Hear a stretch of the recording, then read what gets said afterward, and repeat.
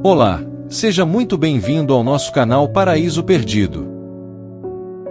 Hoje vamos falar sobre como ter nossas orações respondidas por Deus. Um segredo deixado nas Escrituras. Te convido a ficar até o final e você verá o quanto que as adversidades se levantam para esconder essa chave de você. O jejum é uma palavra rara de ser ouvida, não é mesmo? Mas não só isso. O sistema, o príncipe regente desse mundo, ele não quer que você tenha acesso a essa verdade nas mãos. E esta chave abre um segredo, claramente apresentada em toda a Bíblia, desde o Antigo Testamento até o Novo, e é essencial para uma oração eficaz. Muitos cristãos desconhecem a existência desta chave, o que pode ser em grande parte a explicação para tantos fracassos na nossa caminhada. Em Mateus 6, vemos ali o Sermão da Montanha, onde Jesus dá instruções sobre como devemos orar. Nos versículos 5 e 6, Jesus diz para não sermos como os hipócritas e ensina como fazer corretamente. Em seguida, nos versículos 16 e 17, Jesus fala sobre o jejum da mesma maneira, pedindo para não sermos hipócritas e ensinando como jejuar corretamente. Isso indica que ele esperava que seus discípulos orassem constantemente. E da mesma forma, esperava que seus discípulos também jejuassem regularmente. Veja que as palavras sobre oração e jejum são paralelas, mostrando a importância que ele dá para ambas as práticas. Logo vemos que assim como ele espera que oremos, também espera que jejuemos. Então qual o propósito do jejum? É tornar a minha vida mais difícil, para me privar ainda mais? Ou apenas conseguir a atenção de Deus para minhas necessidades? Sem dúvida, há uma série de propósitos, mas veja uma essencial: jejuar é a maneira designada por Deus para nos humilharmos. Ouça, a maior barreira para obtermos resposta às nossas orações somos nós mesmos. Quero dizer, nosso eu, nosso orgulho.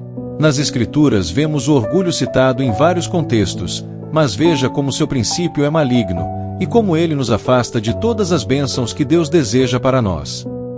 Essa mensagem percorre toda a Bíblia, como uma verdade universal e que não teve início na terra e sim no céu. Qual foi o primeiro pecado da história do universo? O orgulho. E quando se deu isso? Lúcifer, um anjo de Deus, um ser criado de forma ímpar, porém ele buscou ser igual a Deus. Contrário a esse princípio temos Jesus, que embora sendo Deus, não considerou ser igual a Deus, mas a si mesmo esvaziou-se, vindo a ser servo, e sendo encontrado em forma humana, humilhou-se a si mesmo e foi obediente até a morte, e morte de cruz. E Filipenses 2 diz que Deus o exaltou soberanamente. A humildade é essencial para uma oração eficaz, conforme lemos em Tiago 4, 10 e 1 Pedro 5. Somos instruídos a nos humilhar diante do Senhor, para que Ele nos exalte no devido tempo, pois Deus resiste aos soberbos, mas dá graças aos humildes. Portanto, se você está indo a Deus em oração de forma orgulhosa, cuidado! Deus está resistindo a você. É importante derrubarmos essa barreira. O livro de Salmos nos diz que o Senhor conhece os orgulhosos de longe, e é aí onde Ele os mantém, longe. Não há acesso à presença de Deus com orgulho. Em Salmos 35, 13 temos uma declaração de Davi, um homem segundo o coração de Deus, onde ele diz: humilhei a minha alma com jejum. E por que isso? Por que você precisa humilhar sua alma? Bem, sua alma é a parte arrogante de você, é a parte autoafirmativa, é a parte egoísta. Nossa alma tem 3 funções principais: a vontade, o intelecto e as emoções. E se expressam da seguinte forma: eu quero, eu penso, eu sinto. E Deus está dizendo: se alguém quer vir após mim, negue-se a si mesmo, tome a sua cruz, e siga-me. Porque qualquer que quiser salvar a sua vida perdê-la-á, porém qualquer que por causa de mim perder a sua vida, a salvará. Então você vai se alinhar a Ele, você tem que lidar com a sua alma. E quando consigo me alinhar com Deus, consigo a vitória, sou abençoado. Nem sempre imediatamente, nem sempre milagrosamente ou de forma dramática, mas de uma forma ou de outra, me vejo sob a bênção de Deus. E quando retorno à minha arrogância, Deus também retira a sua bênção. E digo: o que aconteceu? E Deus gentilmente indica de uma forma ou de outra, que você se tornou orgulhoso e dono de si. Eu e eu novamente. Você quer do seu jeito ou do meu jeito? No livro de Levítico, capítulo 16, versículo 29 a 31, vemos aqui o dia da expiação, o que o povo judeu chama de Yom Kippur, o dia mais sagrado do calendário judaico, desde então até hoje. Quando Deus estipula as ordenanças para o dia da expiação, descrevendo a maneira como fazer o sacrifício pelos pecados de Israel, todo o futuro e o destino da nação dependiam desse sacrifício. Então Deus ali exige que seu povo aflijam suas almas. A palavra traduzida por aflição aqui é como humilde. E essa é uma verdade muito significativa. A humildade. A expiação como redenção ou reconciliação com a justiça divina, eles não podiam providenciar, pois vinha da graça de Deus. E para se beneficiarem, precisavam satisfazer as condições de Deus e humilhar suas almas. E também é dito que isso seria em estatuto perpétuo, ou seja, para sempre. Agora o povo judeu sempre entendeu que afligir suas almas significa jejuar, ficar sem comida. E nesse dia, normalmente eles ficam sem comida e sem água. Embora podemos hoje nos abstermos de tantas outras coisas, cabendo a você decidir, o ponto aqui é que para Israel receber o benefício do sacrifício, ele foi obrigado a humilhar suas almas. Em Atos 27, 9 vemos a confirmação que jejuar é trazer nossas almas em sujeição. É não permitir que nossas almas dite a nós mesmos ou a Deus e nos submetermos a Ele. Em Esdras 8, vemos o retorno dos exilados da Babilônia. Após o cativeiro babilônico, Esdras foi encarregado de guiar um grupo de volta para Jerusalém, e tinha com ele não só mulheres e crianças, mas também os tesouros do templo, e essa jornada era longa e muito perigosa, pois tinham que passar por dentro de territórios inimigos. E para sair de Babilônia, Esdras tinha dito ao rei que a mão de Deus estaria sobre todos aqueles que o buscam para o bem, mas seu poder e sua ira são contra todos aqueles que o abandonam. Então Esdras faz uma declaração interessante aqui. Ele diz: tive vergonha de pedir ao rei escoltas de soldados e cavaleiros para nos ajudar contra o inimigo no caminho. E agora, o que fazer?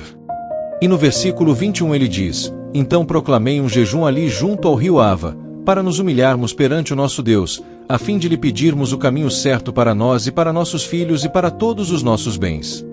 Vemos aqui um jejum público que envolveu todo o povo de Deus. E ele resume no próximo versículo: então jejuamos e suplicamos ao nosso Deus por isso, e ele respondeu à nossa oração. E você lê o resto da história. Eles passaram com segurança, sem perdas, sem acidentes.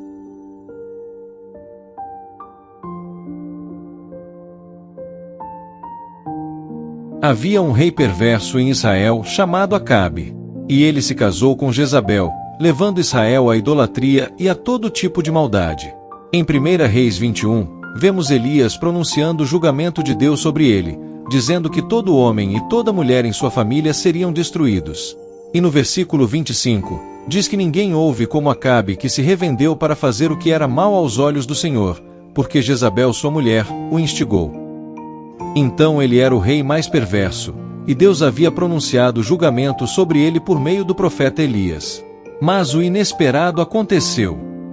No versículo 27, Acabe temeu ao Senhor.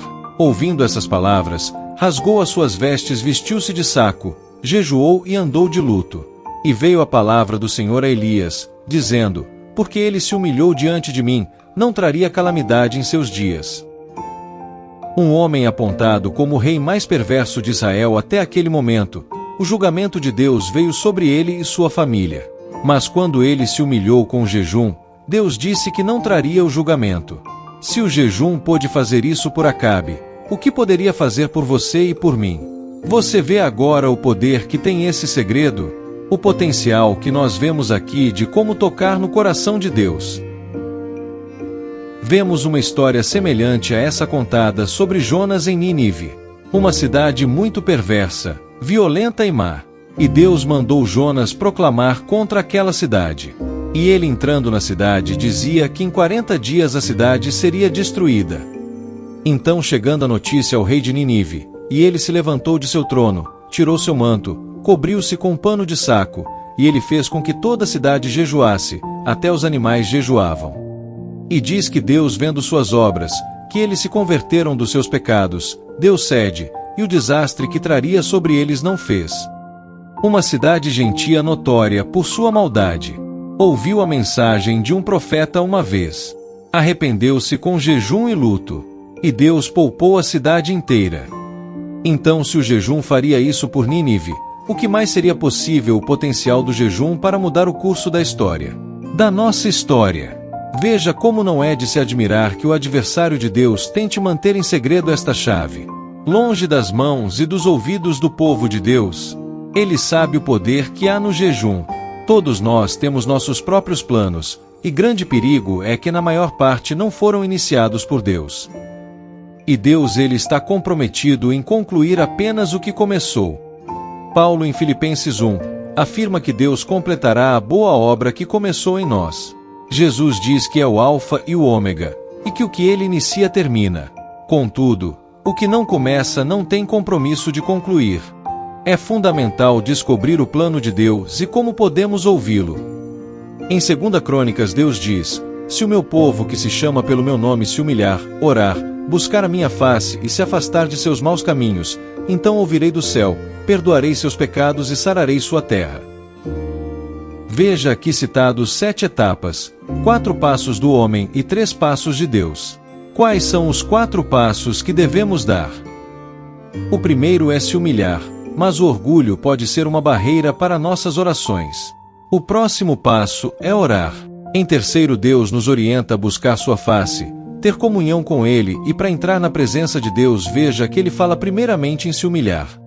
O último passo é se afastar dos maus caminhos.